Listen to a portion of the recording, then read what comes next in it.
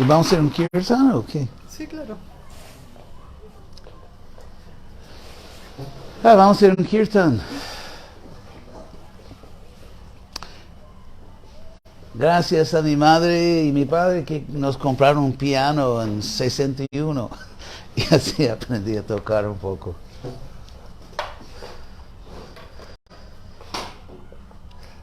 ¿Ellos conocen los mantras? Sí, sí, el 97%.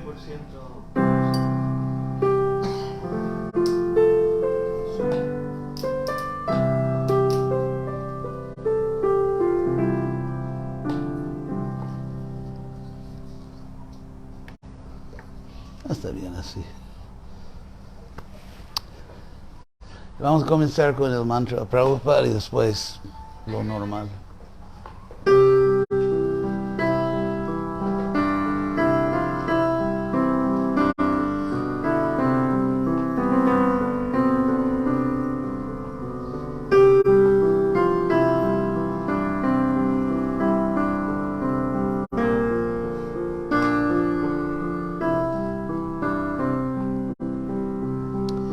Nama Om Vishnu Padaya Krishna Pristaya Bhutale Srimate Bhakti Vedanta Saminiti Namine Nama Om Vishnu Padaya Krishna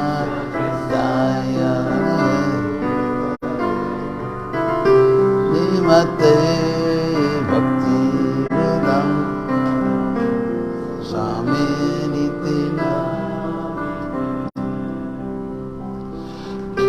Namaste Saraswati Deve Gauravani Pracharine Nirvisesha Shunyavadi Paschatya Dishatarine Namaste Saraswati Devi Gauravani Nirvisesha Shunyavadi Paschatya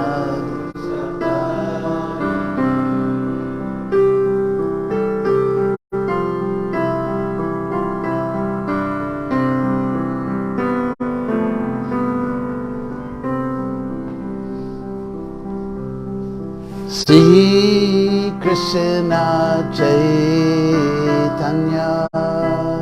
Prabhu Nityananda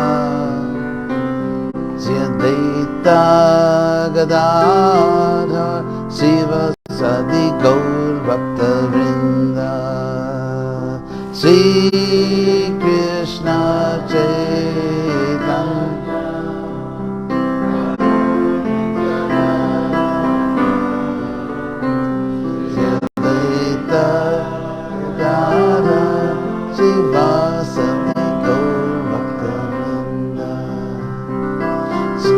Sri Krishna Chaitanya Prabhu Nityananda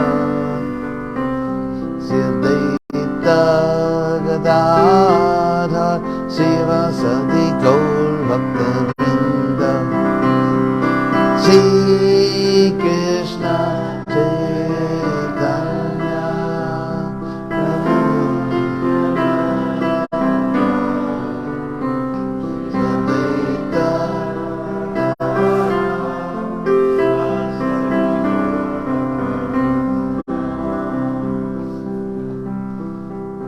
Hare Krishna, Hare Krishna, Krishna Krishna, Hare Hare, Hare Rama, Hare Rama, Rama Rama, Hare Hare, Hare Krishna, Hare Krishna, Krishna Krishna, Hare Hare.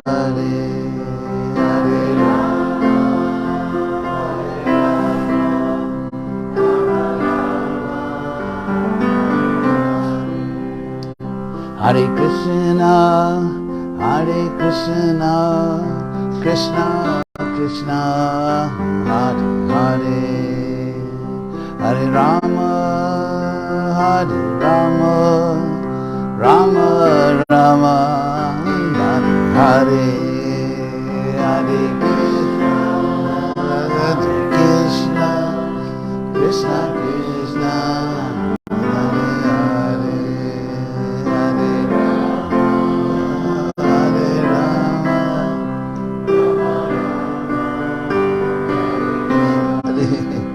Hare Krishna, Hare Krishna, Krishna Krishna, Hare Hare, Hare Rama, Hare Rama, Rama Rama, Hare Hare, Hare Krishna,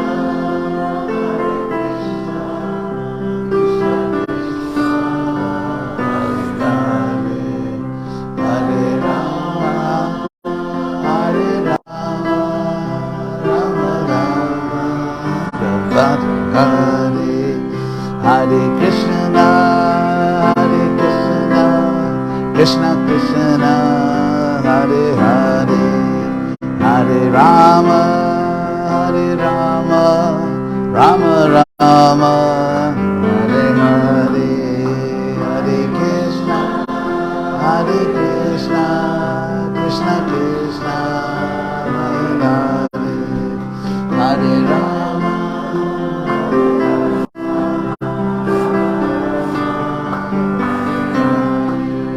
Hare Krishna, Hare Krishna, Krishna Krishna, Hare Hare, Hare Rama, Hare Rama, Rama Rama, Hare Hare, Hare Krishna,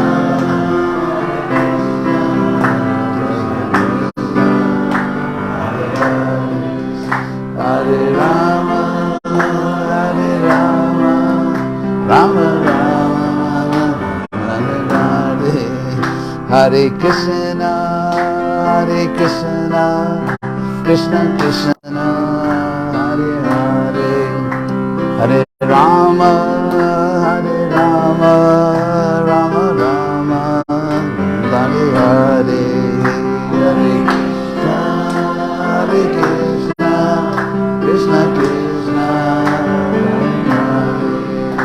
Hare Rama, Hare Rama,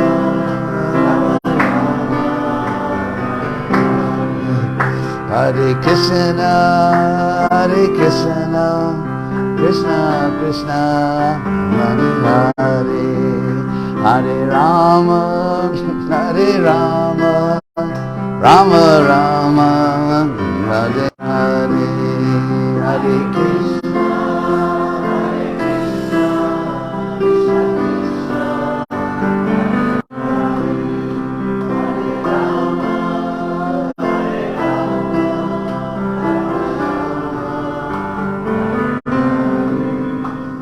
Jaya Prabhupada, Jaya Prabhupada, Jaya Prabhupada, Jaya Prabhupada, Jaya Prabhupada, Jaya Prabhupada, Jaya Prabhupada, Hare Krishna.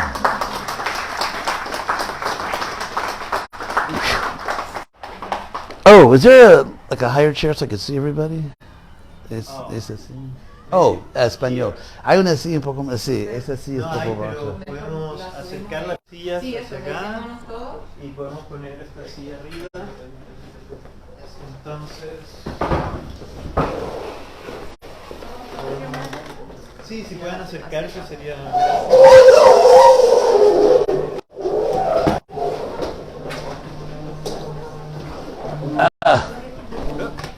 ¡Qué poder! Fuerza, ¿Ah? fuerza. Soy el rey de los geriátricos. Sí, gracias.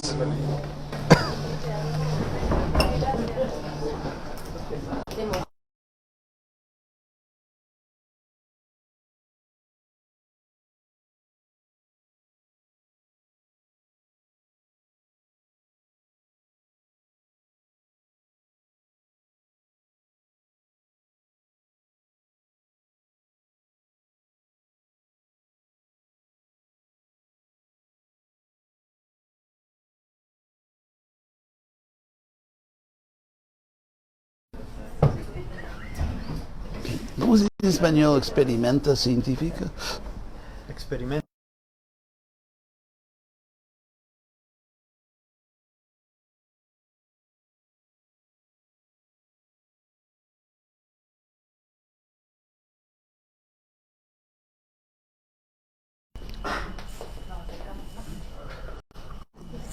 Buenas tardes.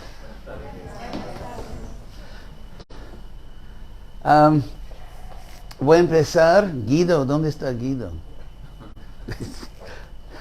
A pedido especial voy a empezar hablando de Bhakti Yoga en general y después vamos a hablar de un tema sociológico interesante sobre la relación entre un camino, una práctica espiritual y una institución, digamos, humana. Bhakti Yoga es en sánscrito. Sánscrito es como concebido en tiempos antiguos. Fue concebido como una lengua orgánica, en el sentido de que hay raíces verbales y después de esas raíces crecen, ¿cómo se dicen? Tallos y finalmente flores y palabras. Y inclusive, como he dicho varias veces, la materia académica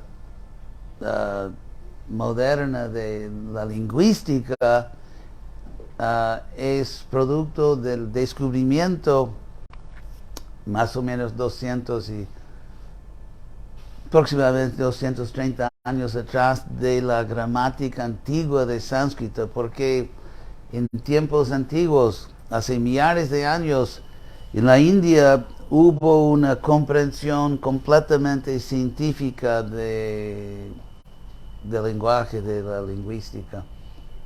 Y los académicos occidentales descubrieron la ciencia lingüística estudiando sánscrito antiguo. Y ellos daban mucha atención al lenguaje porque es a través del lenguaje que se puede buscar la verdad y el propósito de la vida. Entonces, la palabra bhakti, mencioné eso, portugués, eso. Estaba hablando por varias semanas en portugués. Yo mencioné eso porque para explicar la palabra bhakti, según la ciencia sánscrita, la palabra bhakti viene de un raíz bhaj, que significa adorar o compartir, dividir, condividir muchas cosas, y con un sufijo femenino ti, que es muy común en sánscrito, bhakti. Y es la misma raíz de palabras como bhajanam, no sé cómo se pronuncia. En América la pronuncia sánscrita es trágica, pero los Estados Unidos dicen bhajanam o algo así. Entonces, bhakti yoga en este contexto significa una práctica. Y específicamente en este contexto, más precisamente una práctica espiritual. Porque se entiende que sin practicar no se logra nada en ningún campo. Para ser un buen músico, un científico, un negociante, un artista, un atleta, para lograr excelencia en cualquier aspecto de la vida, se practica. Y es lo mismo con la vida espiritual. Si uno quiere elevarse a una conciencia superior, una conciencia espiritual y divina, si uno quiere conocer, encontrar a la verdad absoluta, se practica. Y obviamente cada práctica, hay un proceso, por ejemplo, en la ciencia empírica, de diseño de experimento. Porque no se puede, cuando se busca algo científicamente, es imprescindible y lógicamente necesario que uno sepa o cree que sabe algo de lo que se busca. Por ejemplo, si yo digo al mundo que voy a dar $1,000,000 a la primera persona que puede traerme un Sackelman. Y me preguntan, ¿qué es un Sackelman? Y digo, no te puedo decir nada, no te puedo decir si es una idea, un concepto, un objeto físico, si está en la tierra, en el cielo. O sea, no se puede buscar. El concepto, lógicamente, el concepto de buscar requiere o conocimiento o creencia, que si eso existe, será más o menos así. Para dar un ejemplo, muchos años atrás, cuando yo estudiaba tomé un curso de astronomía en UCLA, la Universidad de California, Los Ángeles, un profesor catedrático de ese departamento buscaba, no sé cómo decir en español, brown dwarfs, como enano, ¿cómo se dice una persona muy... ¿Ah? Un enano morón. Un enano morón, no sé si... ¿ah? Enano marrón. Sí, brown. Marrón. Marrón. Sí. Un enano marrón, que es un término astronómico que se refiere a un cuerpo celestial que estaba en vías de volverse una estrella, como en Hollywood, pero no llegó. En Los Ángeles, donde yo crecí, vivía, como siempre digo, tienen ¿cómo se llaman las personas que te atienden en un restaurante? ¿Ah? Sí, tienen los garzones más bonitos del mundo porque son tantos que quieren ser estrellas y no consiguieron. Entonces, mientras persiguen sus carreras, son garzones. Así que Los Ángeles tienen los garzones más atractivos. Pero entonces, así como en Hollywood, millones de personas van allá tratando de ser estrellas y solo algunos consiguen. Entonces, lo mismo con estrellas astronómicas, que muchos están en vías de volverse, pero no llegan, la combustión no acontece, entonces quedan como enanos marrones. Yo menciono eso porque un catedrático, un profesor de astronomía en mi universidad descubrió con otros que realmente existen. Ellos tenían una teoría que debían existir, pero tenían que comprobarlo. Entonces diseñaban experimentos que si existen enanos marrones, serán detectados por ese experimento. Así que, por ejemplo, si se busca a Dios, es igual que astronomía. Hay que diseñar un experimento, una investigación que si existe Dios, ese tipo de experimento, ese tipo de búsqueda va a detectarlo, o ellos. Entonces, el método empírico que ha sido muy efectivo en descubrir la naturaleza de este mundo, la naturaleza física, el mundo físico, depende de la capacidad del científico de controlar. Entonces el corazón, el corazón del método empírico es el experimento controlado. Y experimento controlado incluye observación controlada. Por ejemplo, en Santiago, muchos barrios hay muros, o ¿cómo se dicen? Rejas. Sí, muros con rejas, me di cuenta. Porque las personas que moran en esas casas no quieren ser, obviamente, observadas o invadidas. Entonces, ellos controlan el acceso. Así que no podemos simplemente observar a esa gente cuando queremos. Mientras que, por ejemplo, un árbol, sí, podemos ver o tocar el árbol si está en un espacio público cuando queremos. Entonces mismo la capacidad de controlar la observación, de controlar acceso, es un control. Así que bien sea, por ejemplo, un experimento controlado o una observación controlada. En los dos casos, el método empírico depende de la capacidad del investigador de controlar.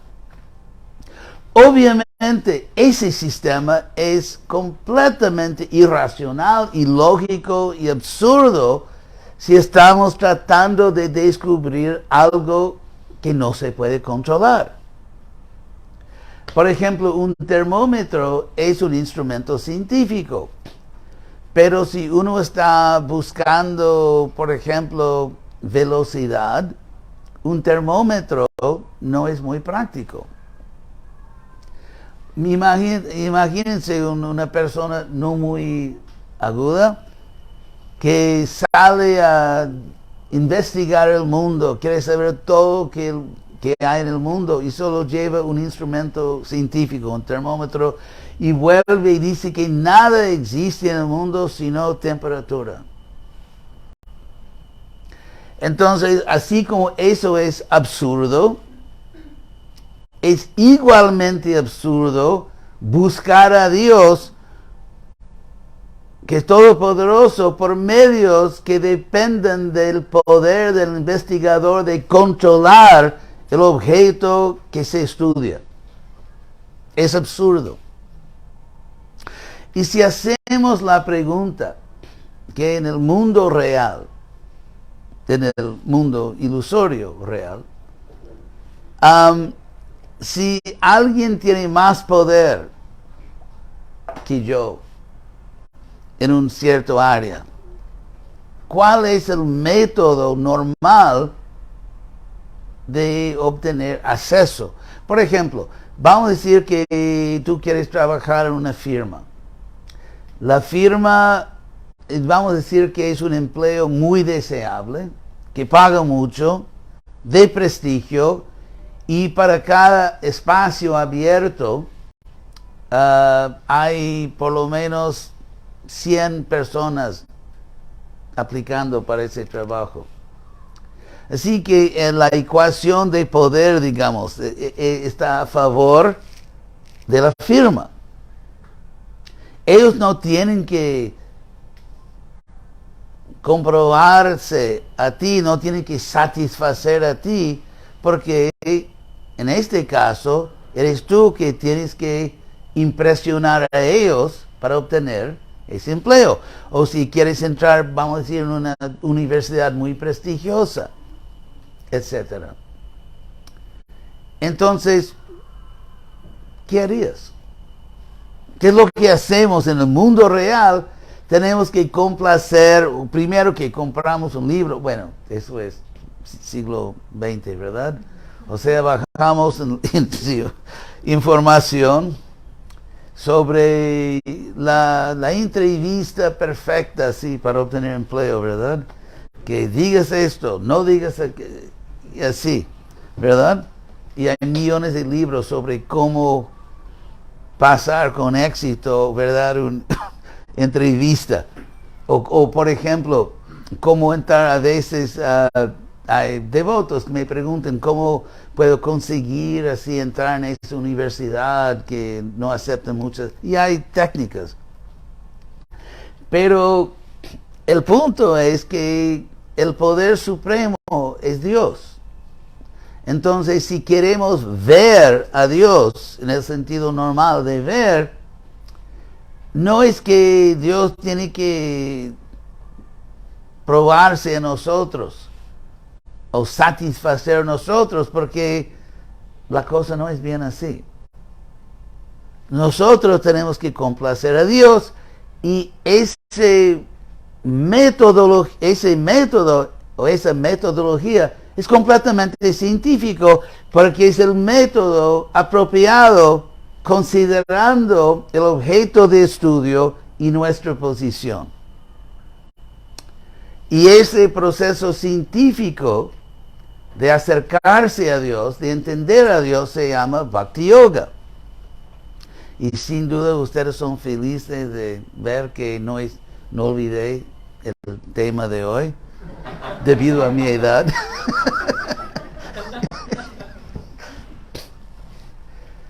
Entonces, y algunas palabras sobre la palabra bhakti. Bhakti que viene de la raíz bhaj. Entonces, esa palabra como verbo se usa cuando alguien pide la mano de otra persona. Si un príncipe, por ejemplo, pide la mano de una princesa, una cosa típica que dicen es Bhajaswamang bhajantam tvam, que por favor acéptame a mí como yo te acepto a ti, o adórame como yo te adoro.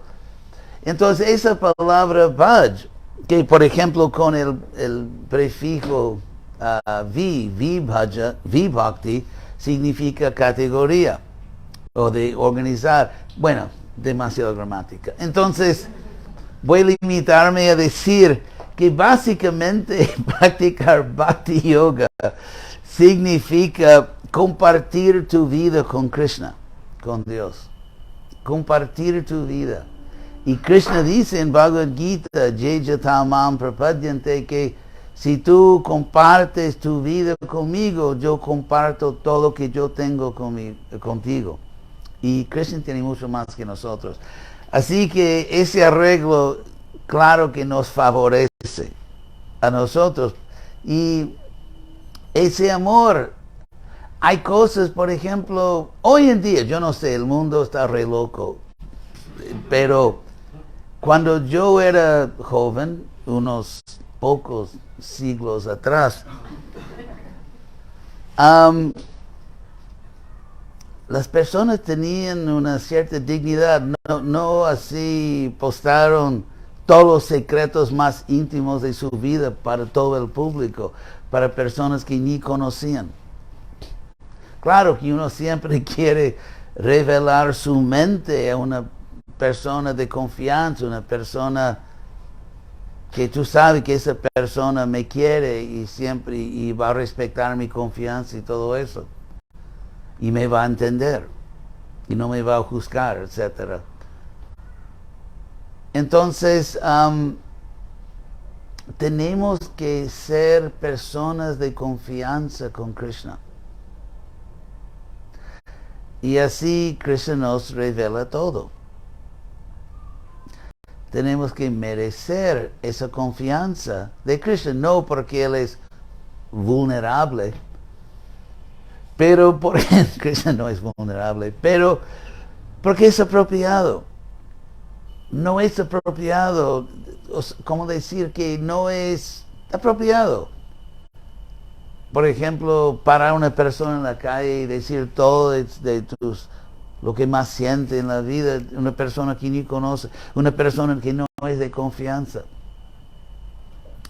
Así mismo, Bhakti Yoga es la práctica de amor, de devoción, y amor es algo que se practica.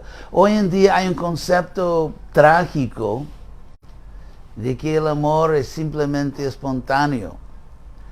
Y sabemos, si consultas con los expertos en relaciones, matrimonio, que los buenos matrimonios son los en que, claro que hay atracción mutua espontánea, pero también las personas se dedican a desarrollar una relación que va a durar para siempre. Que eso exige paciencia y determinación y nobleza, generosidad, indulgencia.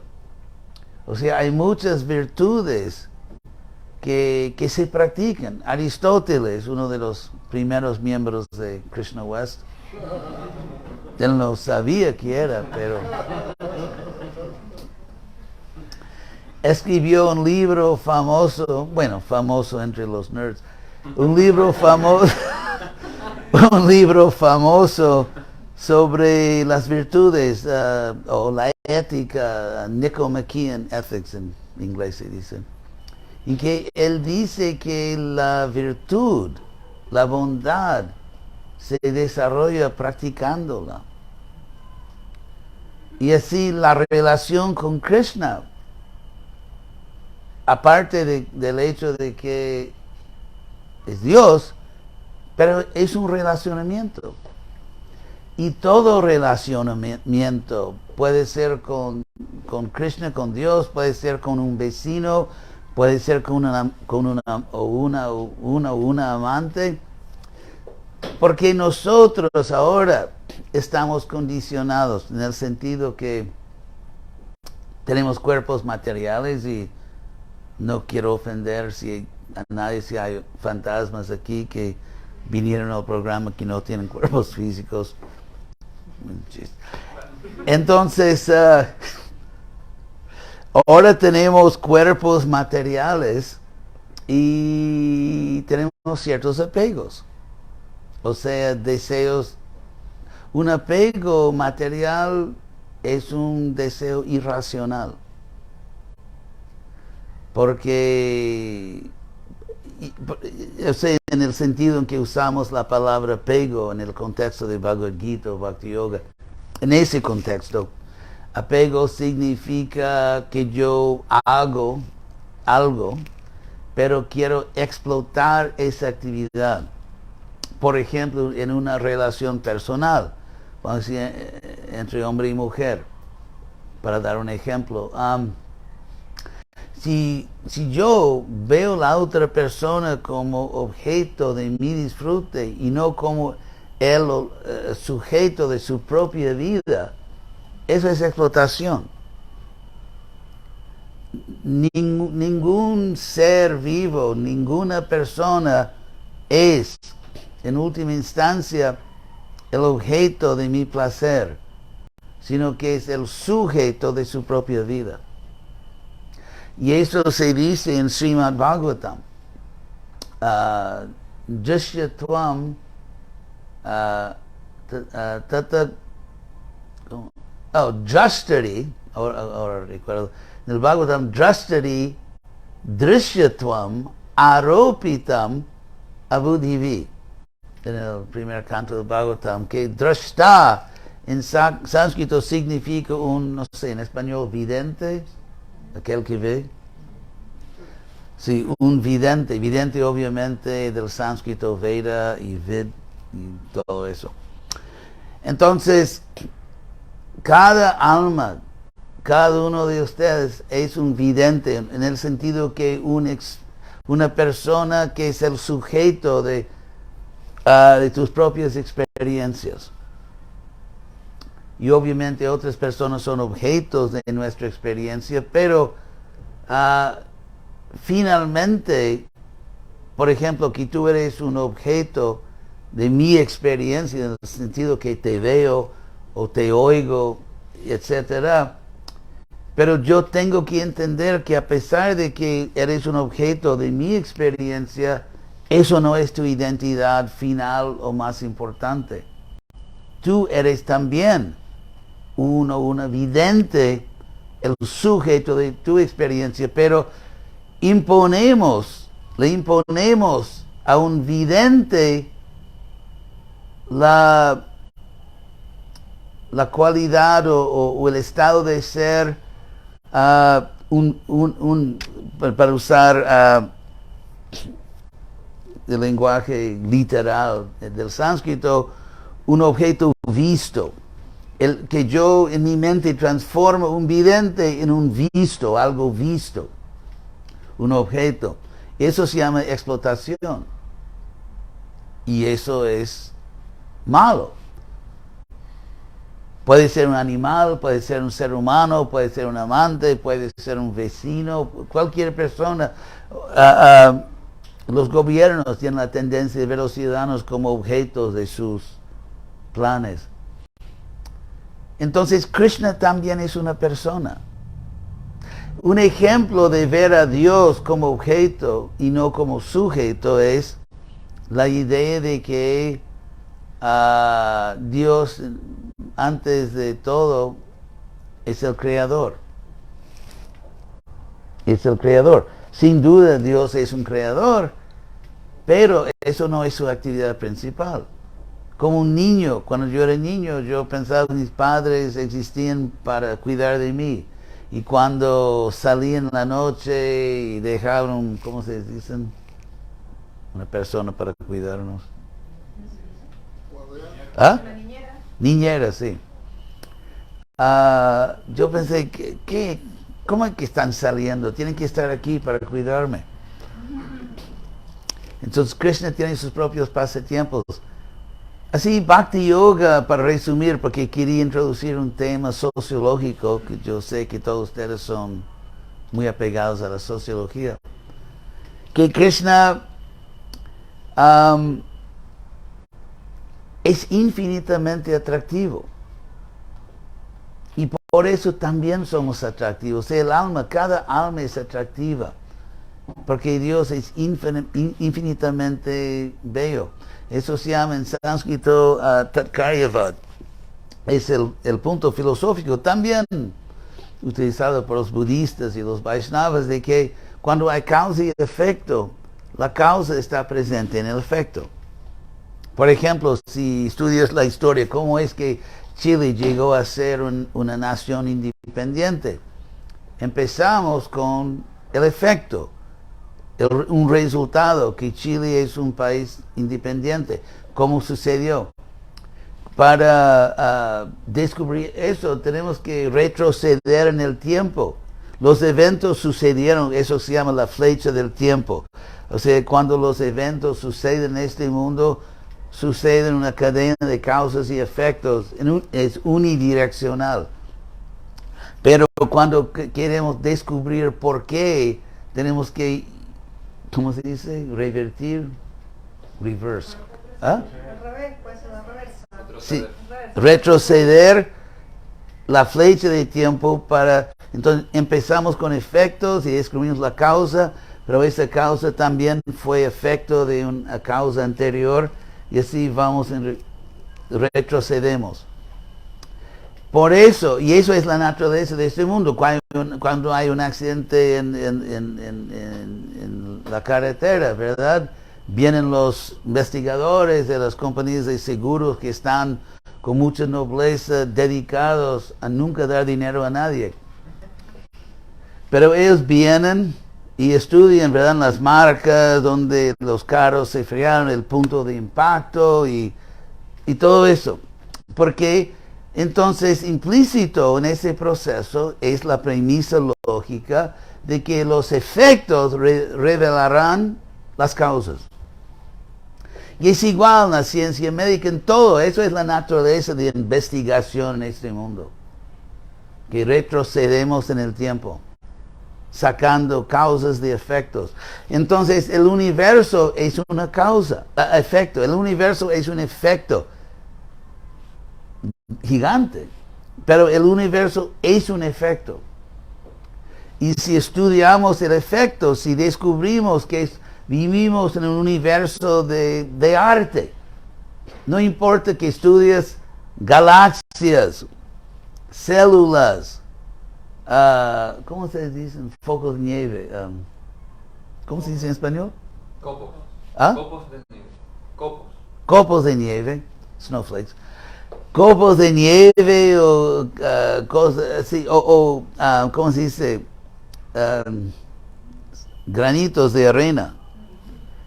Super magníficas. Resulta que, y el número de granitos de arena es incalculable en este mundo, y son como joyas de diferentes colores. Así que donde miras en este mundo descubres arte.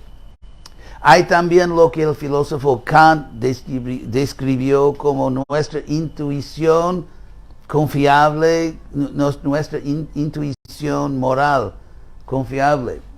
Kant, que en su esfuerzo de filosóficamente defender la moral, la metafísica, casi la destruyó, pero ese es otro tema.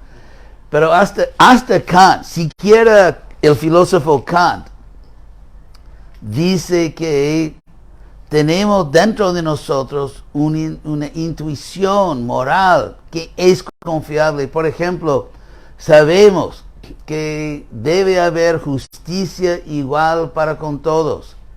Y sabemos que eso es cierto. No como ese chiste que un buen abogado conoce la ley. Un muy buen abogado conoce al juez. Entonces, ese instinto, esa intuición que tenemos de que todo el mundo merece justicia, lo sabemos.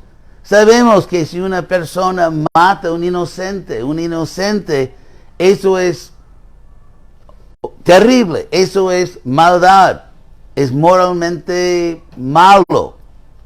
Y sabemos, sería absurdo decir que la naturaleza ciega, sin ningún Dios, nos programó ciegamente porque dio alguna ventaja reproductiva de imaginar que es malo matar a un inocente, que de hecho no es inocente, no es de que es culpable o que es inmoral. Sería absurdo decir que no. De hecho, no es malo, no es incorrecto matar, violar, robar, nada de eso es incorrecto, porque la idea de moral o inmoral eso es metafísico.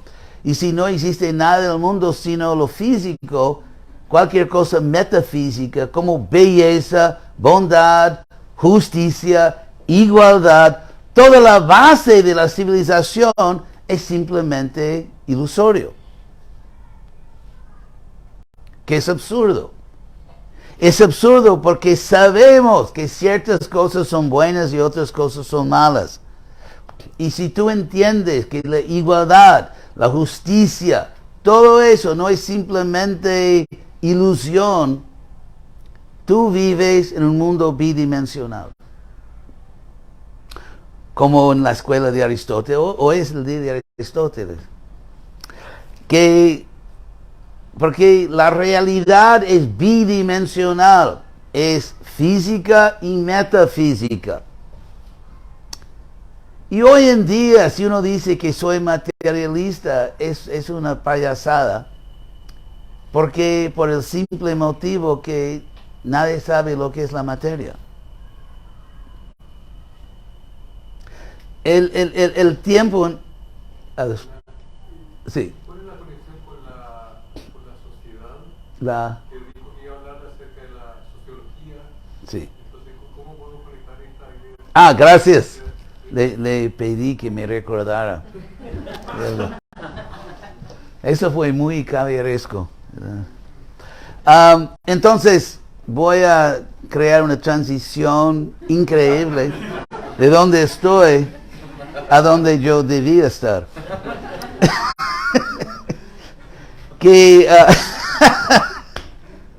Bueno,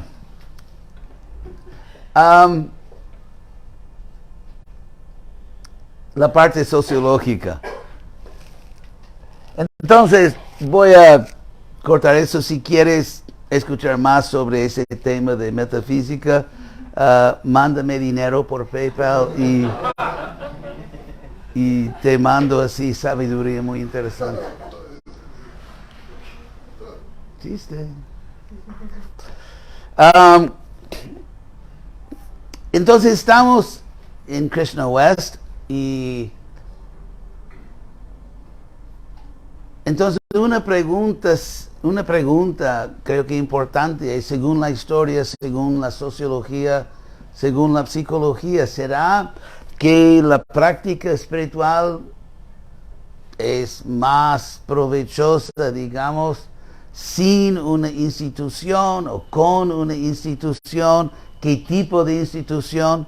Como por ejemplo, el hecho de que todos nosotros estamos aquí ahora porque hubo organización y que alguien, una persona por su bondad se ofreció a invitar o comunicar o comunicar conmigo, comunicar con ustedes. Alguien trajo la cámara para filmar.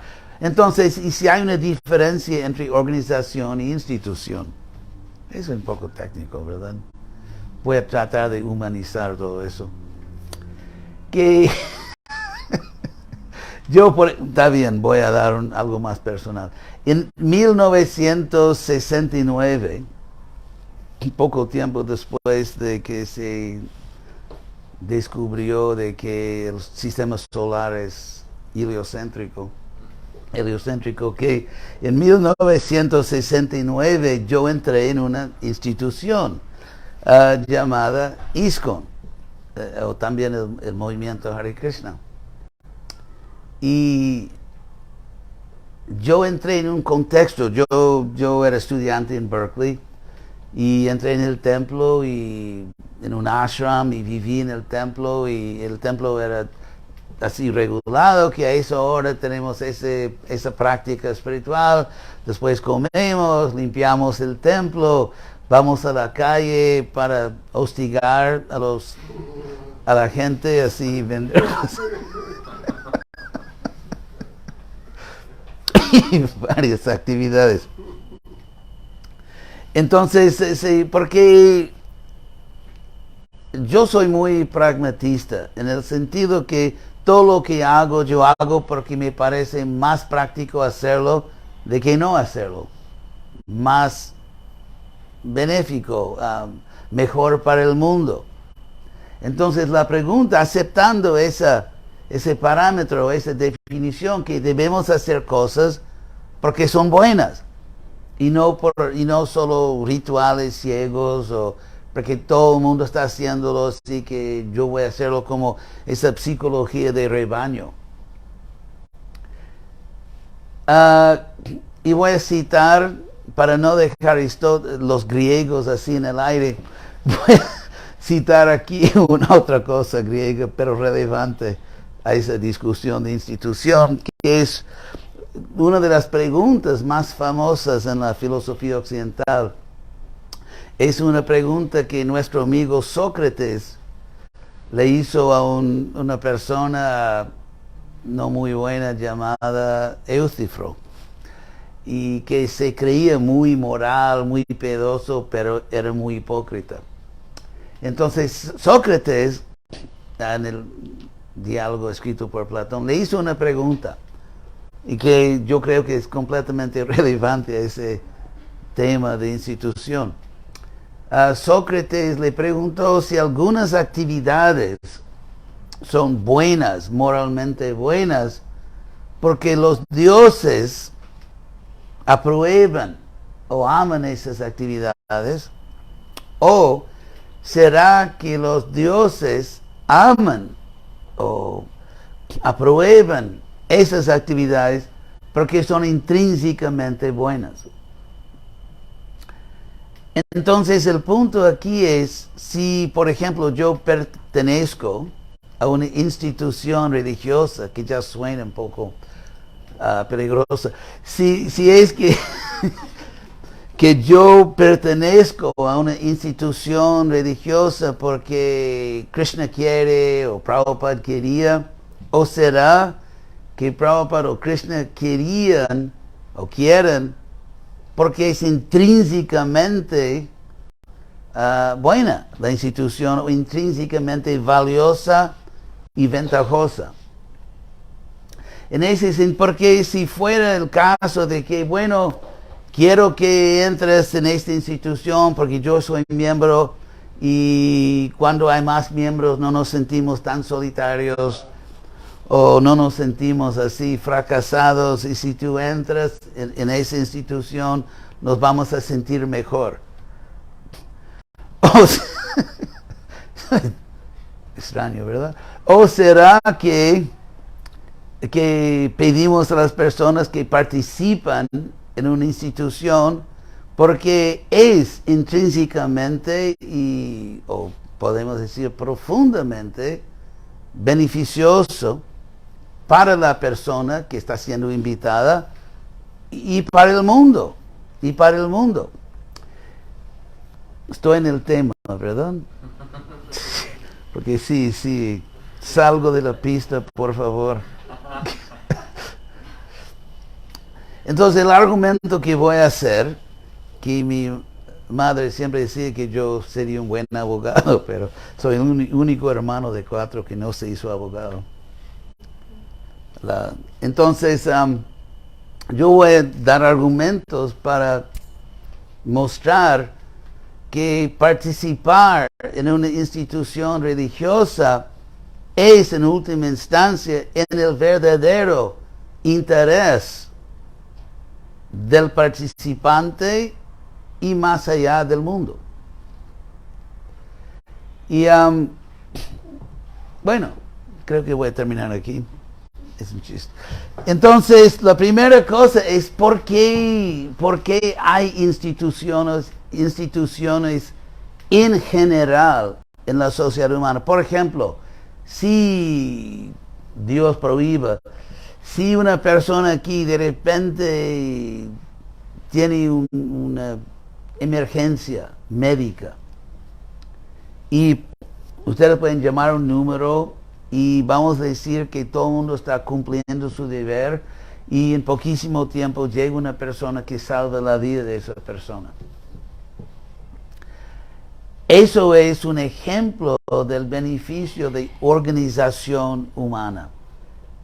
Inclusive porque en un sentido la lengua español es una institución lingüística, en el sentido de que hay reglas, hay leyes, hay un proceso sistemático de transmitir esa lengua, y el hecho de que podemos comunicarnos efectivamente y hay comprensión mutua, precisa, es debido a la existencia de instituciones lingüísticas, como diccionarios y gramática autorizada, escuelas donde se enseña la lengua, etc. Entonces, si hablamos de la capacidad de los seres humanos de se comunicar efectivamente, eso es únicamente posible cuando hay instituciones lingüísticas, o la capacidad de una sociedad de llevar socorro a personas con problemas médicos, de salud, depende de una institución.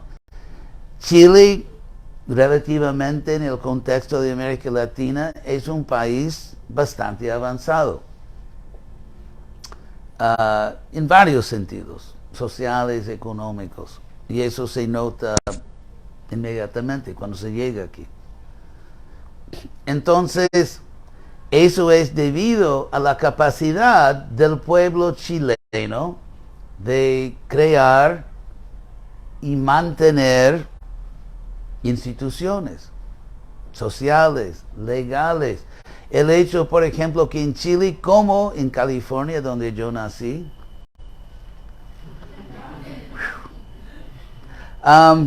el hecho de que si un peatón, eso es español, si un peatón pisa en la calle, y más donde está pintado, ¿no? Crosswalk en inglés, los carros paran. En varios lugares, si pisas en la calle, te apuntan, así que te vuelves un blanco.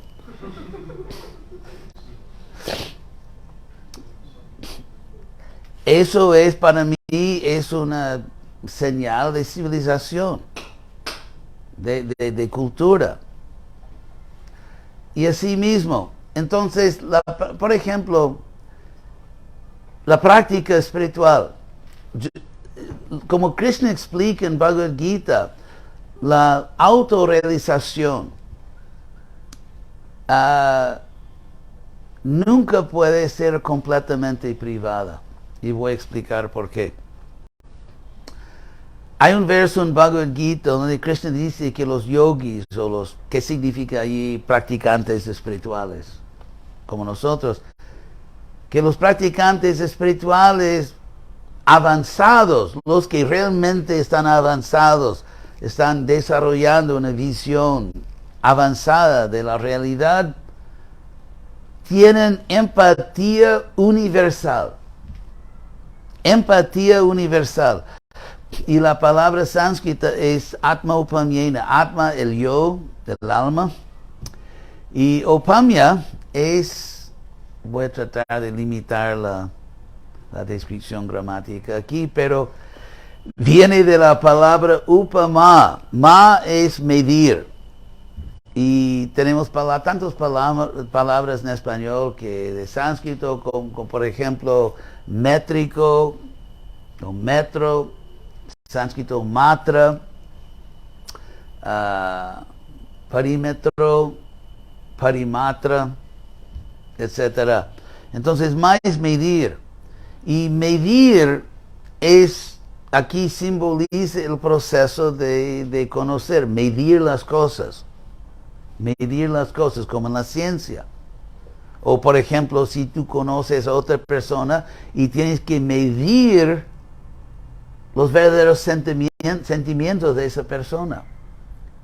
Si esa persona realmente busca una relación sincera, honesta, transparente conmigo, o quiere venderme algo, me quiere vender o quiere explotarme de alguna manera. O sea, hay que medir. Es por eso que de esa raíz medir, hay la palabra, por ejemplo, pramana, que significa evidencia, la medida de una cosa, evidencia. Y upa en sánscrito, que también ustedes tienen en español todavía, upa se escribe en español H-Y-P-O, hipo, ¿verdad? Como hipotérmico o algo así.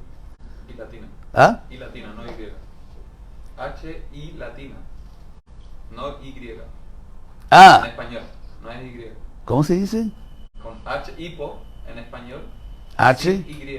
A-Y. No es Y. ¿Cómo dicen? Y latina. Y latina. Oh, y latina. Bueno, en Chile, en otros países es Y. Bueno. En español. Sí, en español. Pero no importa. No importa, estamos al país que fueras, pronuncias lo que oyeras. Entonces, y latina. Eso es sánscrito upa, porque upa vino a Grecia primero y perdió, y el H al comienzo de una palabra no se pronuncia en griego, así que es hipo.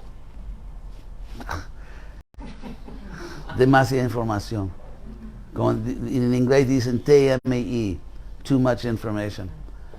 Entonces, upama significa traer dos cosas cerca. Entonces, upama, o sea, comparación. Porque comparar significa juntar dos cosas para medirlas.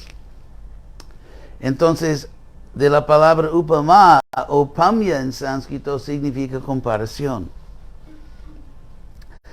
Y entonces, atma y upamya, el proceso de comparar. Entonces, significa de comparar todas las otras almas a uno mismo. Atma upamyena. O sea, empatía. Y Krishna dice que comparando a todos los otros seres vivientes, comparando a todas las otras almas, a ti mismo, Atma upamyena sarvatra samang pashyati Arjuna. Uno ve que todos son iguales. Y eso es empatía. La capacidad de ver a ti mismo en otra persona. Como Jesús dijo, ¿verdad? Tratar ¿cómo se dice? Amar al prójimo. Sí, exactamente, la misma cosa que en Bhagavad Gita. Entonces, a través de esa empatía, Krishna dice sarvatra, en todo caso, en todo lugar, de ver a otros seres como uno ve a su propia alma. Atmopa Jnana Sarvatra Samang, y uno ve igualmente. Pashat, y uno puede ver eso.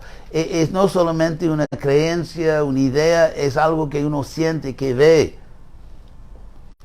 Y Atmopa Jnana Sarvatra Samang Pashyati Georgiana Sukham Vajati Vadukam. Y no importa que tú o la otra persona está feliz o está sufriendo.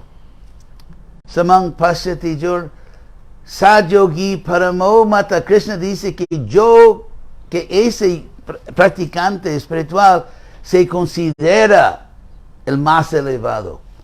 Es muy bueno que el síntoma de esa elevación espiritual es empatía. Por eso yo digo que la autorrealización no puede ser únicamente privada, porque no es posible entenderse a sí mismo como alma y no entender los demás.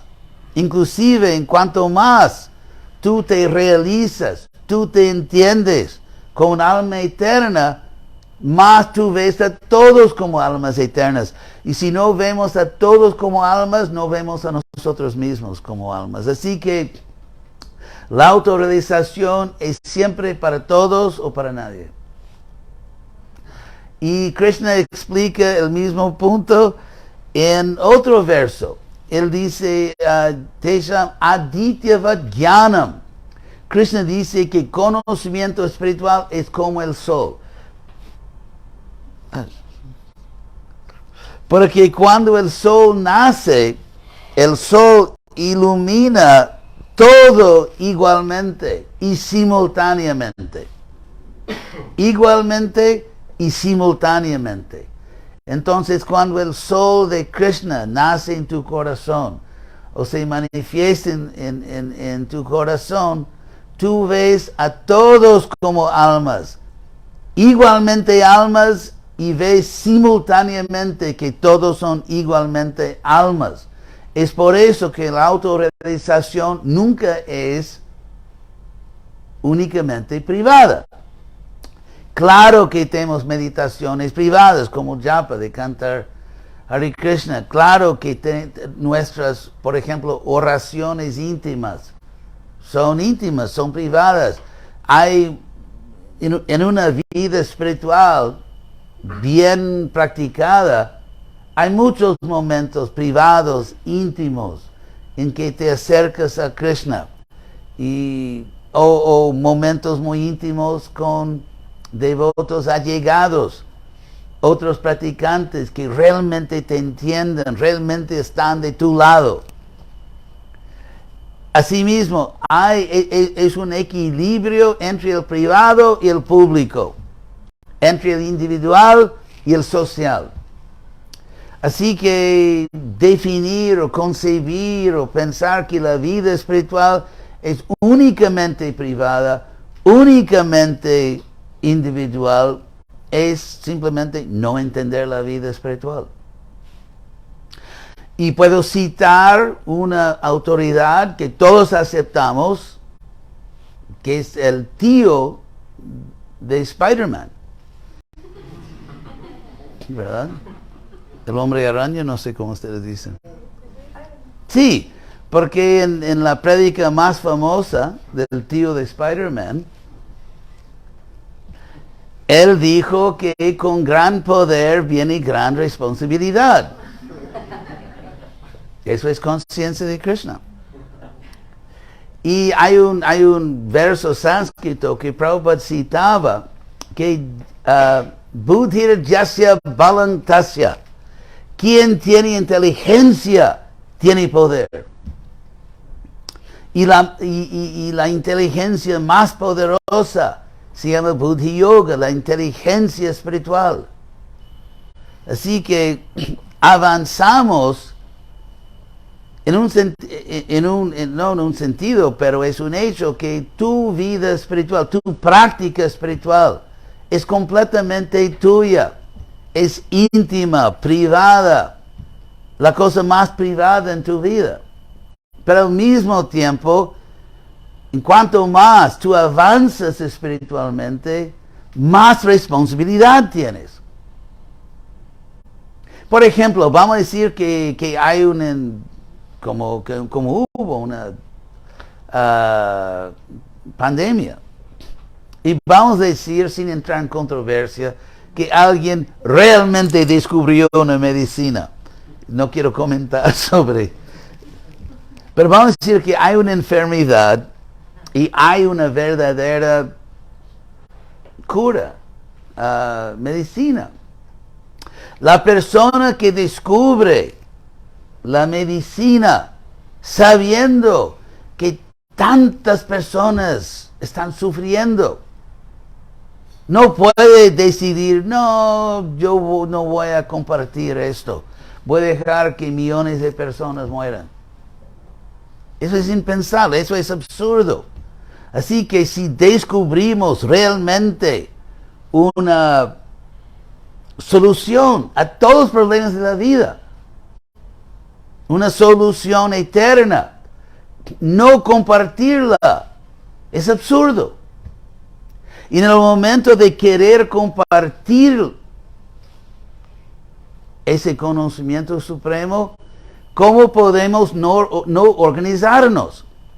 Porque si no nos organizamos, eso significa necesariamente, no tal vez, no quizás, necesariamente millones de personas van a seguir sufriendo, no van a recibir la solución de sus problemas porque no me sentía en el mood, en el humor de participar en algo organizado, porque yo estoy más allá de organización. Entonces, para mí, no participar en una organización eficiente, dedicada para llevar esta medicina suprema a todas las almas, no participar porque yo estoy más allá de eso. Yo no puedo imaginar una forma más obvia de autoengaño o de orgullo falso y absurdo. Además, cualquier institución humana tendrá siempre payasadas. No es posible en este mundo crear una institución política, espiritual, lo que sea, sin tantas cosas absurdas, porque es la naturaleza humana. Por ejemplo, no es posible vivir en Santiago y no a veces sentirse frío. O a veces no encontrarse preso así en tráfico. Pero sin embargo, las personas que viven aquí, se supone, las que son racionales, viven aquí porque las ventajas son significativamente más que las desventajas. Entonces, así mismo, el punto no es de apuntar problemas o desventajas, sino hacer, como se dice, el cálculo utilitariano. Bueno, eso significa el cálculo de qué sería el mayor beneficio para el mayor número de personas. Entonces, a pesar de las imperfecciones inevitables en instituciones humanas, y eso incluye instituciones espirituales, las ventajas de tratar de salvar este mundo, tratar de aliviar a la humanidad de la locura, el sufrimiento de hoy en día, las ventajas de hacerlo con eficiencia, organizados, son muy superiores a las desventajas de tener que sufrir dentro de una institución. Yo, por ejemplo, cuando yo estuve en el colegio, yo nunca me sumé a nada, porque yo estaba súper feliz con mi independencia, tenía mis amigos, amigas, y podía usar frecuentemente el carro de mi madre, porque en ese entonces no es que todo el mundo tenía un carro, eso no existía. Y así, entonces yo por naturaleza doy mucho valor a mi independencia, a mi libertad. Sin embargo, sería absurdo de mi parte, egoísta más allá de todo, dejar que el mundo sufra, que yo no participe en un equipo, que es el jugar en equipo para el bienestar del mundo, para gratificar a mí mismo. Así que el equilibrio, yo diría, es que, y Prabhupada dio el equilibrio, porque Prabhupada escribió una carta en 72 o algo a un devoto que era un líder en ese entonces llamado Karandar, era presidente del centro en Los Ángeles. Y yo no sé, o sea, no tenemos la carta que Karandar escribió a Prabhupada, pero es como el Nuevo Testamento, tenemos las respuestas de Pablo en sus cartas y tenemos que calcular las preguntas o problemas a los que él respondía. Pero Prabhupada afirmó así con mucha fuerza que el propósito de ISKCON y Madhu Mangal es muy dedicado a ese principio. Prabhupada dijo que el propósito de ISKCON es de entrenar a los devotos y devotas a ser independientemente inteligentes. Y Prabhupada dijo, no, él no quería centralización excesiva. Él dijo, no es que una persona piensa por todos y todos tienen que siempre pedir permiso por todo. ¿Será que puedo beber agua? ¿O será que puedo...?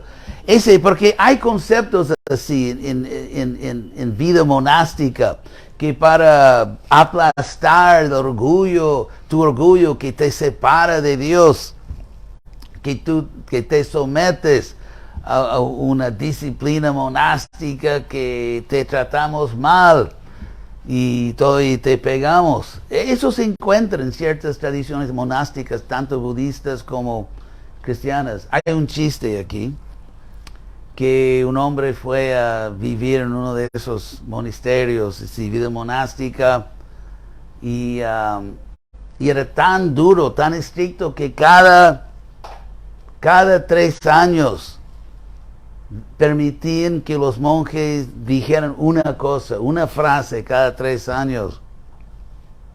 Entonces ese tipo practicaba todas las disciplinas.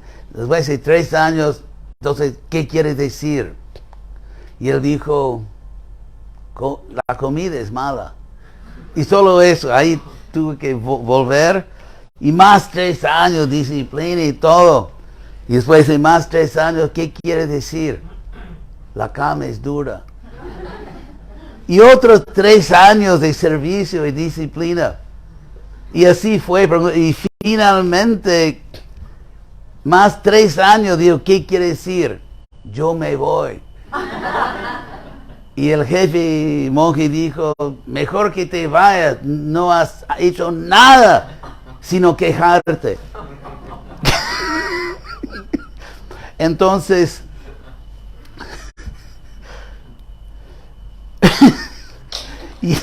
entonces hay un equilibrio entre así disciplina y libertad. Y yo puedo decir como miembro, y uno de los miembros, bueno, ¿qué soy? Ahora, infelizmente, más senior, porque otros se fueron, de la Sociedad Internacional para la Conciencia de Krishna, que ahora es una institución con libertad de expresión. Por ejemplo, yo probablemente más que cualquier otro líder en los últimos 10 años he criticado ciertas cosas que no me parecían benéficos o correctas. Y Krishna West, en un sentido, fue una protesta contra ciertas prácticas. Pero el resultado es que yo tengo ese derecho. Yo tengo ese derecho de criticar, de corregir, con tal que lo haga dentro de normas, digamos, que para mí son razonables. Por ejemplo, cuando entré en Harvard, en el programa de doctorado, y en ese entonces, o sea, todo no era email y digital y todo eso. Entonces, cuando cuando me registré así, me dieron a todos los estudiantes nuevos un paquete con varias cosas, información y un boleto a un juego de fútbol así de Harvard que nunca usé. Pero varios tipos de información. Y un panfleto que me dieron fue una explicación de la política de Harvard sobre libertad de expresión. Y ellos defendieron su política de no permitir ciertos tipos de expresión, lo que se llama en inglés hate speech, no sé cómo decir en español. Discurso de odio. ¿Ah? Discurso de odio. Sí, discurso de odio, en inglés hate speech. Y ellos se justificaron diciendo que hay ciertos tipos de discurso que destruyen la posibilidad de libertad de discurso. Entonces, por eso no fue permitido. Entonces, yo, a pesar de criticar mucho, creo que de buena fe y con buenos motivos, yo defendería que hoy mismo en ISKCON hay un nivel de libertad de expresión saludable. Y que hay una libertad de acción saludable. Cualquier persona, como por ejemplo Madhu Panchali, no sé cómo los convencí, pero puse algo en el prasad, en la comida, ¿no? Sí. Entonces ellos volvieron a Chile y crearon un programa espectacular que merecen mucho crédito y agradecimiento. Y ellos tenían derecho de hacerlo dentro de ISKCON. Y al principio hubo oposición de varios tipos y ellos lo enfrentaron, yo traté de ayudar y ganamos. Así que hay mucha prueba práctica, no solo en Chile, en muchos países, de que hay un nivel de libertad de expresión y libertad de acción. Así que yo no veo que participación en la institución en forma no saludable limita la expresión y la acción humana de los miembros. Y los beneficios son enormes. Además, si uno estudia la historia, que pocas personas hacen, si uno realmente estudia la historia, se entiende perfectamente que sin un cierto nivel de institucionalización, con todas las payasadas que vienen junto, pero un cierto nivel de institucionalización es absolutamente necesaria para ayudar en forma significativa a este mundo. Sí, Panchali. Termina la idea. No, es eso. Bueno, estoy, como se dice en inglés, on message, ¿verdad? No, solamente quería decir que no nos queda tanto tiempo en el Sí. salón, entonces me gustaría que si quieren hacer alguna pregunta o algún comentario, muchas de las personas que están acá han participado de grupos de estudio de la Bhagavad Gita u otras cosas. Antes de las preguntas, ¿podemos Entonces, presentar el libro? Sí, ¿Será pero posible? cierro y Ok. entonces si quieren pensar alguna pregunta que alguna vez tuvieron en estos grupos de estudio o alguna pregunta sobre, obviamente, lo que estábamos hablando o cualquier otro tema, para que aprovechemos este último ratito y con confianza pueden preguntar lo que quieran, pero les queremos mostrar el libro también que logramos sacar en español recién hace muy poco. Alerta de infomercial. Sí, ¿quiere decir algo acerca del libro? Mejor tú. Es un libro que escribió Hridayananda Das Goswami hace como 10 años, 8 años. De hecho, eso fue una serie de conferencias que di en una isla en las Bahamas de otro grupo de yoga y ellos y me invitaron a dar una serie de conferencias y Paradise Island, pero no es el paraíso, por varios motivos. Y entonces di una serie de conferencias allá, muchas personas, y después se hizo un libro de esas conferencias sobre Mahabharata. También hay otros libros que Bhagavad Gita deben saber algo de eso. Sí. Muchos de los grupos de estudio también se guían por la guía de Bhagavad Gita que usted tiene y estaba mal traducida al español, por lo tanto ahora se hizo una revisión completa que la hizo él mismo con las traductoras y entonces ya está a punto de salir la versión traducida al español correctamente de la guía para entender y estudiar la Bhagavad Gita. Es un libro maravilloso y lo vamos a lanzar, así que ahí obviamente se van a enterar, pero todavía no lo tenemos físicamente. Y hay una novela Que, también. Sí, acá lo tienen, una antigüedad. Bueno, tenemos un stock acá de estos libros por si alguien está interesado. Este primer ejemplar lo vamos a regalar a alguien de esta reunión. Así que levanten la A la mano. primera pregunta que venga. A la primera pregunta, por supuesto. ¿Puede ser una pregunta personal? Sí, sí. Por supuesto. Yo como persona que recién me estoy iniciando en enseñanza de Krishna, me gustaría que usted mismo me pudiera decir qué libro leer, bueno, y aparte del Bhagavad. Aparte de Bhagavad Gita. Sí, aparte de eso, para poder instruirme más que nada en todo el conocimiento de lo que sería el movimiento. Sí, claro. En el centro, allá en Santiago, ahí ellos tienen los libros. Nosotros tenemos todo. Sí, Panchali. Entonces yo sugiero que mires así los diferentes libros y escoges algo que sientes que es el libro correcto para este momento. Porque es como una... Sí, diferentes personas tienen diferentes puntos de entrada. Entonces sí, puedes revisar todos los libros y escoger algo que te llama la atención. ¿Cómo es tu nombre? Disculpa, ¿Tu nombre? ¿Cómo es? Damián. ¿Dónde participas también? Disculpa. ¿Dónde participas en la conciencia de Krishna? ¿Dónde? ¿Cuál es tu conexión? En Iris. Okay. En el templo, en Calera. Perfecto. Bueno, este libro es para ti. Entonces ese libro. Como un tip, así que no sé si valía, pero ya me lo ganaste. Sí.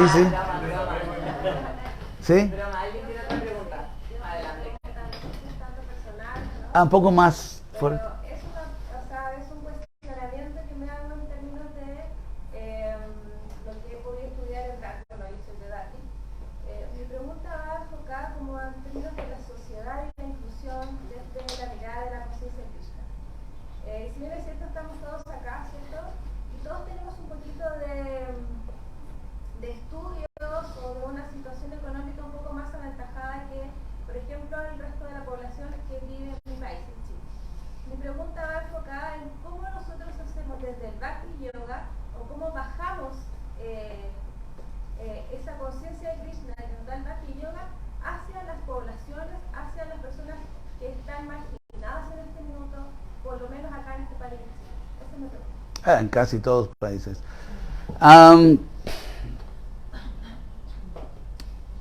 Buena pregunta. Yo diría que hay dos... Tengo un copo de agua. Con un descuento. Yo diría que hay dos métodos.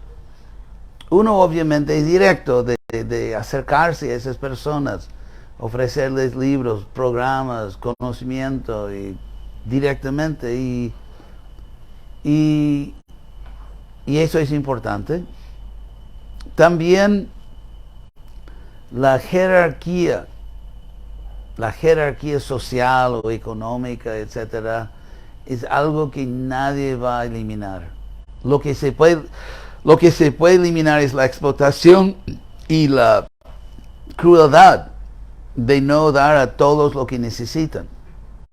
Eso se llaman derechos positivos. Derechos negativos son tu derecho de no ser abusada, tu derecho de no ser robada, de agredir, todo eso. Esos son derechos negativos, derecho de no tener algo malo. Y derecho positivo es, por ejemplo, derecho a educación, derecho a tratamiento médico, así, de calidad y todo eso. Y vimos, entonces somos pocos, y generalmente yo trato de poner mi energía muy limitada donde puedo tal vez producir el mejor beneficio. Como por ejemplo Luke Skywalker, cuando puso la bomba en el único punto en esa estrella de muerte. Entonces, como soy de Hollywood, Los Ángeles. Entonces, como sabe, todos tenemos poco tiempo en este mundo, en esta vida, y energía limitada. ¿Qué podemos hacer para producir el mayor beneficio? El problema de pobreza, de explotación, que es ya pandémica en este mundo, es un programa cultural, o una falta de cultura, una falta de bondad, una falta de misericordia. Y sabemos eso. Casi todos los gobiernos son hasta cierto punto comprados. Y bueno, ustedes saben, ¿verdad? Igual que yo. Entonces, como en un sentido, si por ejemplo, si claro, damos comida a los que no tienen o damos conocimiento, claro que debemos hacer eso. Pero el punto es, con la energía limitada que tenemos, ¿cómo podemos producir el mayor efecto para ayudar el mayor número de personas? Y obviamente, en vez de aceptar como un hecho gobiernos así muchas veces sin misericordia, o sociedades con leyes que no protejan a los inocentes, en vez de aceptar eso como un hecho, que eso no se puede cambiar, y allí tratar de dirigirnos a los víctimas del sistema, mi instinto y también mi entrenamiento en Berkeley en los años, yo estaba en la calle durante todo eso en Berkeley, es de cambiar el sistema. Y yo creo que la historia muestra que para realmente corregir en escala grande el problema hay que cambiar el sistema. Y para nosotros cambiar el sistema no significa, por ejemplo, abolir la democracia o algo así, sino de cambiar la conciencia. Porque sabemos, yo he viajado bastante en este mundo, y mi conclusión es que ningún sistema protege al pueblo. Ni comunismo, ni capitalismo, ni socialismo liberal o no liberal, o verde o amarillo o azul. Sistemas no protegen, personas protegen, porque cualquier sistema puede ser fácilmente corrompido. Y los que tienen poder explotan el sistema, ignoran las leyes, hacen lo que quieren, compran los políticos. Así que poner confianza en un sistema solamente creo que es un error, y la historia comprueba eso. Si no cambiamos a las personas, o por lo menos un número significativo, si podemos cambiar la conciencia, no de los peores, de los villanos que están destruyendo el planeta, pero si podemos cambiar la conciencia de un número significativo de personas, el sistema va a cambiar, la sociedad va a cambiar. Entonces, claro que tenemos que atender a las víctimas, pero no aceptar como un hecho que no podemos cambiar liderazgo, un sistema corrompido, sin cambiar la conciencia. Porque hoy en día vivimos una era que teóricamente hay democracia. Entonces tenemos que cambiar la conciencia del pueblo. Porque si no, los que tienen poder siempre van a utilizar su poder para engañar, para robar, para explotar. Y la historia del mundo muestra que, inclusive, por ejemplo, si te haces la pregunta, ¿de dónde vienen, históricamente hablando, por millares de años, de dónde viene la moralidad, principios morales, por ejemplo, de abolir la esclavitud? La esclavitud fue abolida por religiosos. Y los principios morales, no matarás, no, todas esas cosas. En todas partes del mundo, en Asia, en Europa, en África, en los pueblos indígenas de las Américas, siempre, porque la moralidad es metafísica. El empiricismo simplemente dice lo que es, no lo que debería ser. Entonces la palabra debería es metafísica. Cualquier frase en español que comience o que contiene palabras como debe o tiene que, es una declaración metafísica. Y por eso, moralidad, bondad, generosidad, justicia, igualdad, son todos principios metafísicos. Pero ¿dónde está la raíz? La sociedad moderna ha matado la gallina que dio los huevos de oro. Porque la gallina que dio los huevos de justicia e igualdad es la espiritualidad. Y así, yo no digo que no vamos a tener una sociedad secular, obviamente, libertad de religión, obviamente. Pero sin una base metafísica, sin una base espiritual, es como una planta que no se riega y la planta muere. La moralidad, la bondad está muriéndose en este mundo porque fue cortada de sus raíces. La raíz histórica, filosófica, real de la bondad, de la moralidad, es la espiritualidad. Y cuando eso se ignora, no se alimenta, no se protege, la moralidad no tiene una base y está en vías de extinción. De nada, un placer. Sí. Usted estuvo hablando acerca de la importancia de la institución. Sí. La institución parecen ser son sistemas Sí. de organización. ¿Qué ocurre en relación a lo que está hablando recién de la importancia de modificar estos sistemas actuales porque carecen de esta esencia espiritual, de esta esencia metafísica? Al parecer en estos momentos está ocurriendo mucho que se está cuestionando que sistemas que deberían sostener esta parte espiritual, metafísica, no lo hacen.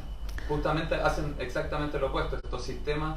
Yo diría que si sacas información del internet, no serás bien informado. Solo para dar un ejemplo. Y ocurrió algo monstruoso en Mayapur, el abuso de menores.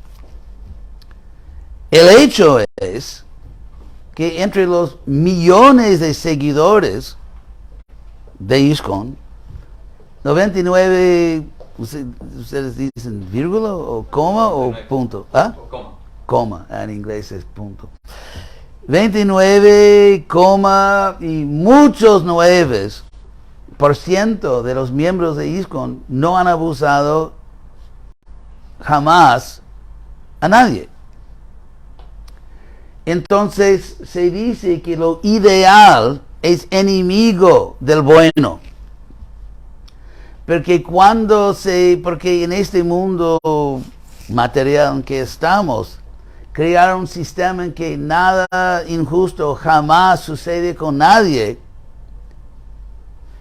ese concepto ha llevado a mucho más maldad en nombre de la pureza, por ejemplo, el terrorismo.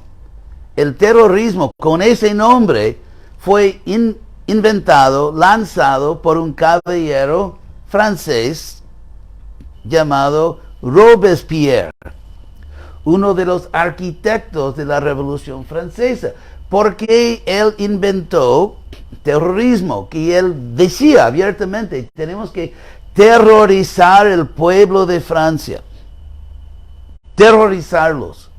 Y llegó al punto de que si tu vecino te miraba y pensaba que algo en tu ojo sugiere antirrevolución, no dijiste nada, no hiciste nada, pero no sé, algo en tu mirada, te mataron.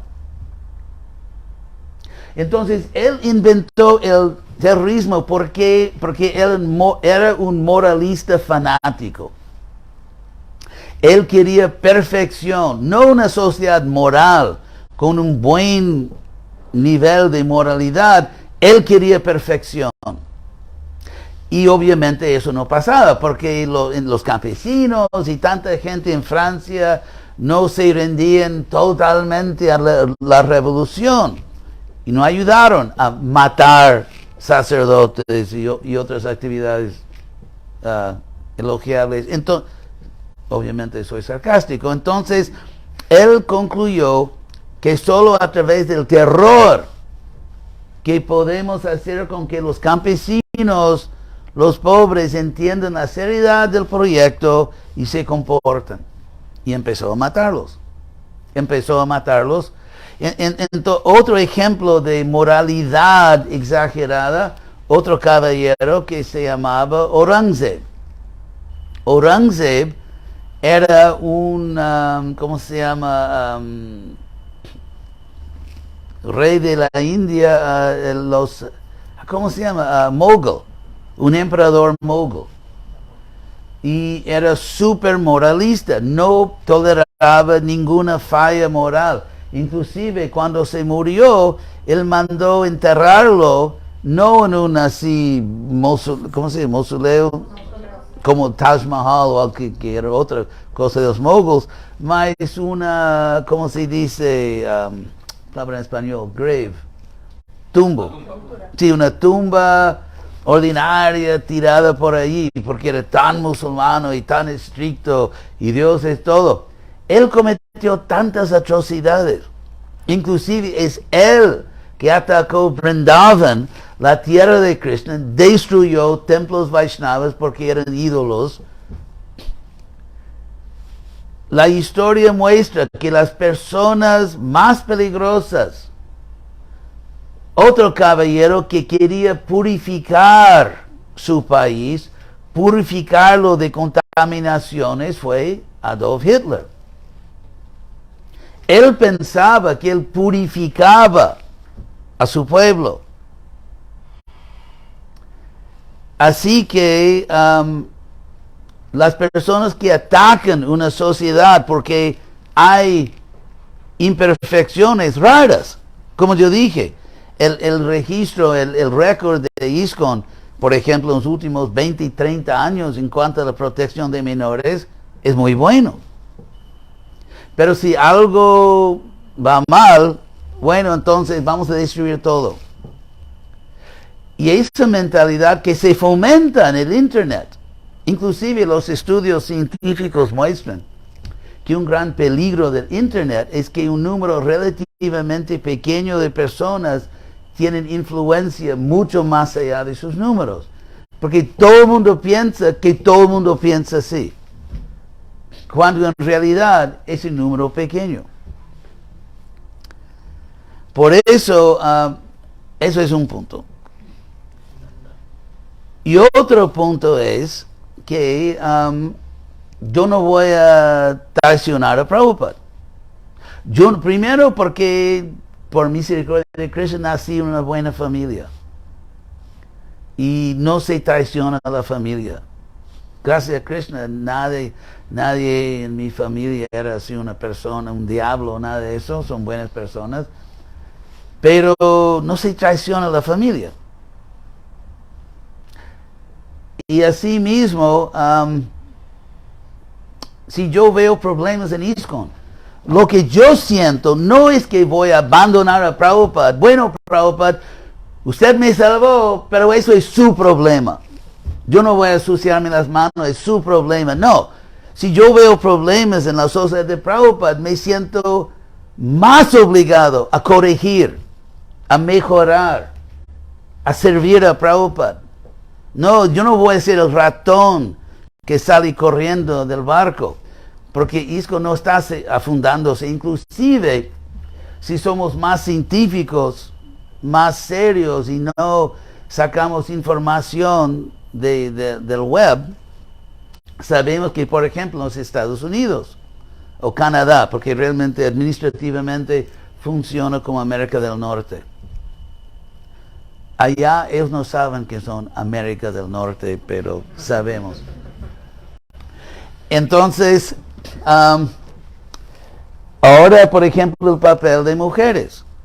Una mayoría aplastante de los devotos y líderes en América del Norte, Canadá y los Estados Unidos apoyan completamente, vigorosamente, igualdad de oportunidad para las devotas.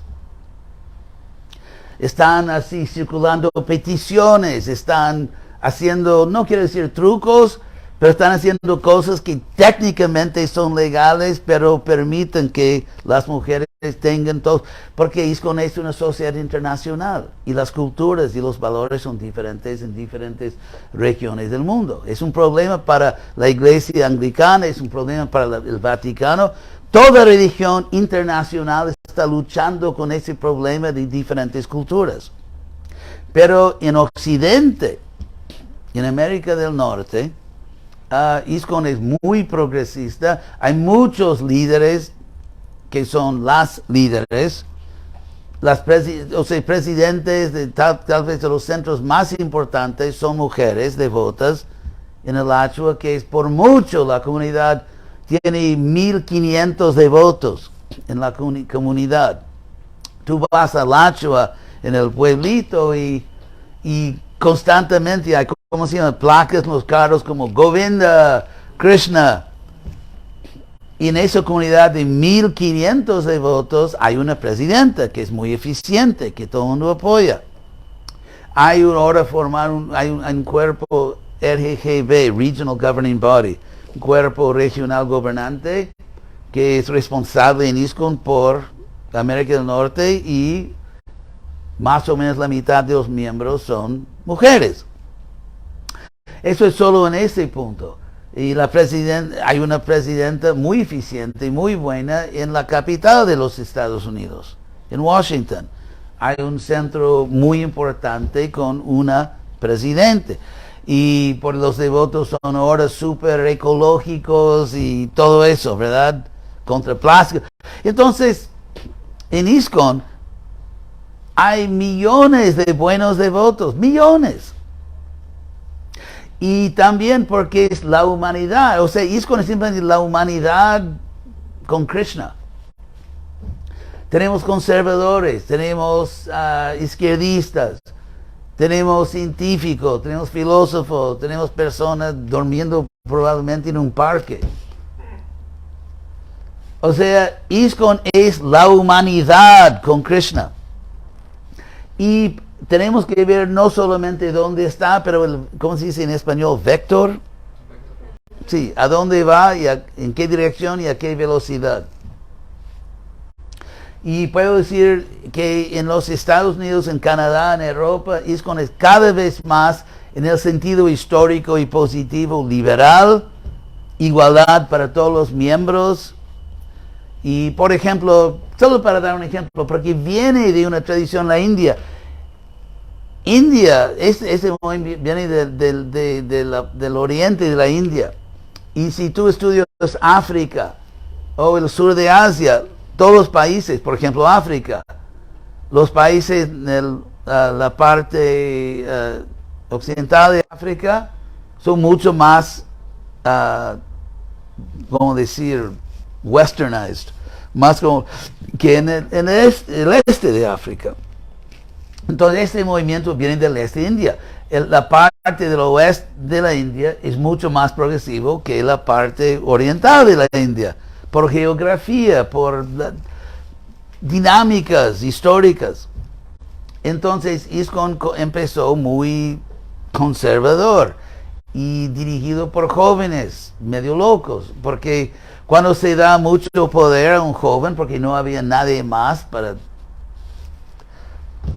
Pero ISKCON está yendo en una dirección súper positiva en la mayoría de los lugares. Y también tenemos que lidiar con el fato que hay tantos miembros de la India que tienen otra cultura, pero hay buena voluntad, hay progreso. Y así, por ejemplo, la relación entre líderes y súbditos. Antes era absurdo, porque jóvenes imitando a Prabhupada y mandando.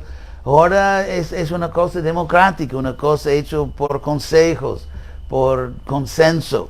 Entonces, si se estudia el aspecto, digamos, gubernamental de ISKCON, el papel de mujeres y tantas otras cosas, el movimiento está bien.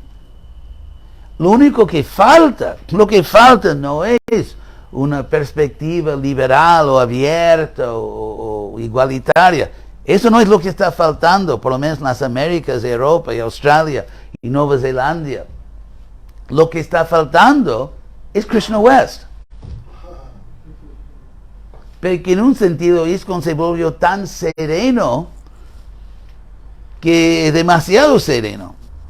Y lo que falta es un análisis sociohistórico. Lo que falta es precisamente Krishna West. Porque en el principio ISKCON era súper así animado, inspirado y muy inmaduro. Ahora es muy maduro y un poco... Sí. No, que usted dice lo que falta es Krishna West. Tal vez muchas de las personas que están acá conocen Krishna West porque participan de los proyectos. Pero ¿qué es para usted? ¿Cuál es el objetivo? ¿Cuáles son los pilares? Una fuente de ingresos para mi vejez. Para que todos nos quede claro a qué se refiere. Sí. Ustedes saben, ¿verdad?, que es un chiste.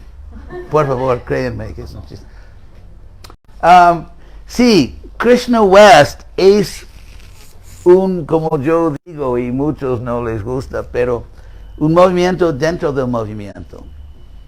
De racionalizar ISKCON filosóficamente y en la práctica. Por ejemplo, todo lo que yo hago en mi vida personalmente, yo hago porque tengo un buen motivo para hacerlo. No tengo un buen motivo para ponerme una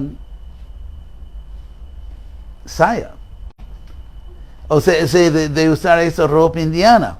Y hay devotos que son maravillosos que lo usan y son grandes devotos, pero yo no veo personalmente, y respeto personas que tienen otro estilo, pero personalmente no me siento espiritual cuando me pongo ropa indiana.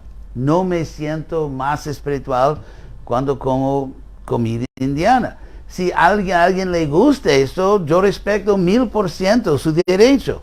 Y hay grandes devotos en ISKCON que son realmente grandes almas que prefieren el estilo indiano y los respeto.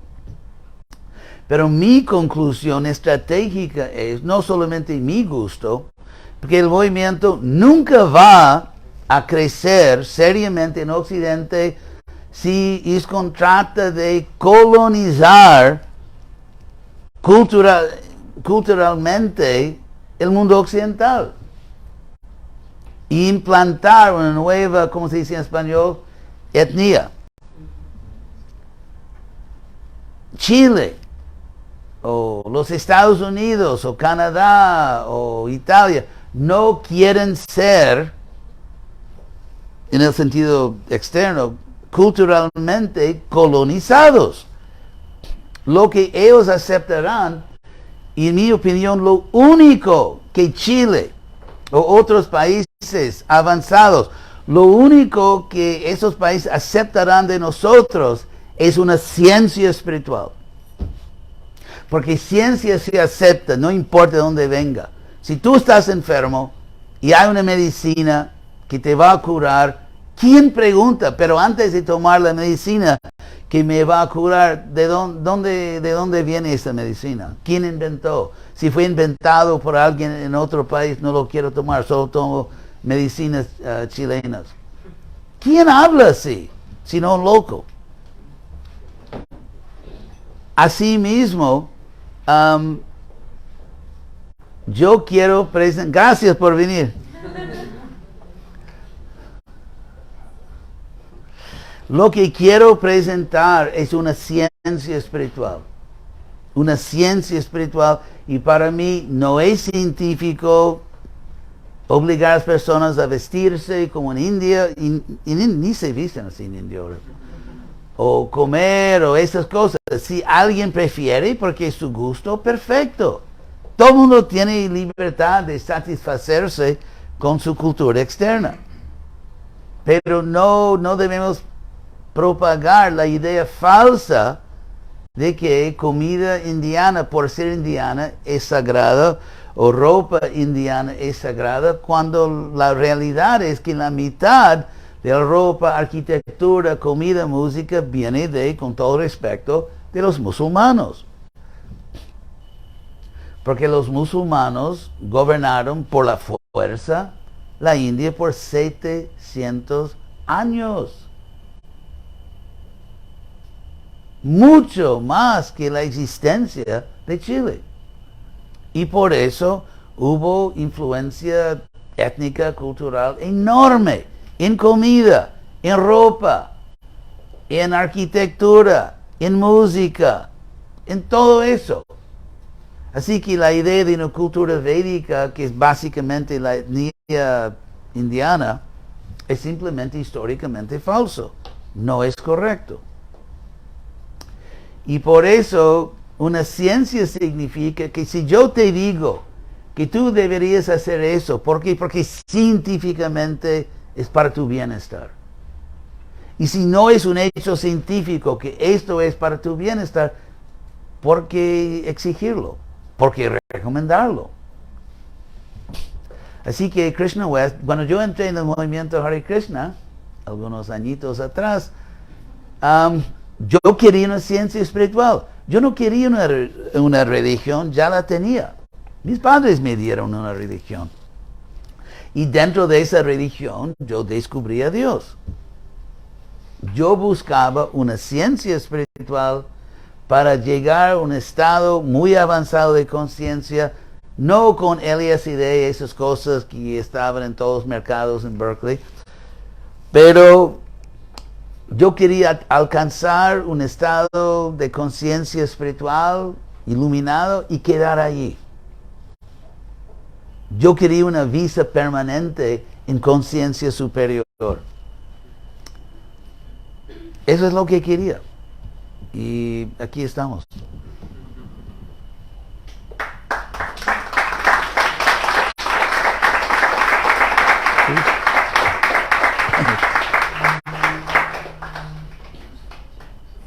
Sabemos que algunos se tienen que ir por la hora porque lo habíamos anunciado hasta las 7 y nos pasamos bastante. Ups. Así que obviamente hacer el cierre oficial se pueden retirar, pero todavía tenemos el salón un ratito más, así que ¿quién dijo no? Así que todavía tenemos un ratito más el salón y si quieren los que se puedan quedar podemos conversar, acercarse, hacer otras preguntas, lo que ustedes quieran. Tenemos un momentito más. Gracias a todos por venir.